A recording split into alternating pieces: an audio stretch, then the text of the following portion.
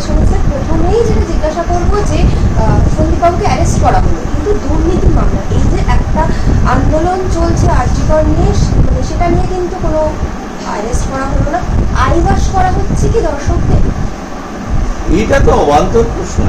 তার কারণ হচ্ছে যে আরজি করে যে নারকীয় ধর্ষণ করে হত্যা সংঘটিত হয়েছে, তার মূলে যেতে গেলে, তার কারণ অনুসন্ধান করতে গেলে সেখানে পাহাড় প্রমাণ দুর্নীতি, যার সঙ্গে বড় বড় মাথাদের যোগ, এই জন্য সরকারি প্রশাসন এবং সরকারের সর্বোচ্চ ব্যক্তিরা সব জড়িয়ে পড়ছে। সুতরাং সেই হত্যার ইনভেস্টিগেশন করতে গেলেই এই দুর্নীতি এবং তার ইনভেস্টিগেশন অত্যন্ত স্বাভাবিক। আর যারা এসব বলছে তারা হয় আইন বিষয়ে অজ্ঞ অথবা রাজনৈতিক দুরভিসন্ধিমূলক কথা বলছে, কারণ তারা জানে না যে ওই ধরনের ধর্ষণ করে হত্যা এই মামলায় তখনই কাউকে গ্রেপ্তার করা যায় যখন তার ডিরেক্ট ইনভলভমেন্ট অথবা ডিরেক্ট কন্ট্রোল বা influence in the murder process সেটা থাকে, তা না হলে করা যায় না। এটা এক।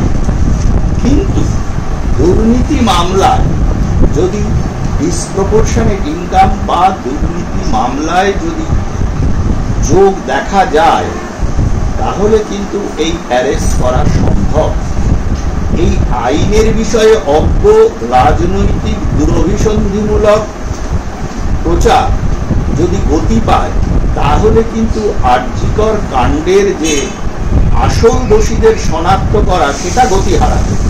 কাজেই কৌশিকী অমাবস্যার রাত্রিরে মায়ের আশীর্বাদে তার মেয়েকে ধর্ষণ করে খুন করেছিল যারা এবং যে কারণে তাদের প্রত্যক্ষ মাথাকে গ্রেপ্তার করা হয়েছে, এখন অপ্রত্যক্ষ মাথাদের এবং সাপেরদের গ্রেপ্তারের অপেক্ষা। আর একটা বলি, শুধু সন্দীপকে নয়, আরো 3 জনকে অ্যারেস্ট করা হয়েছে।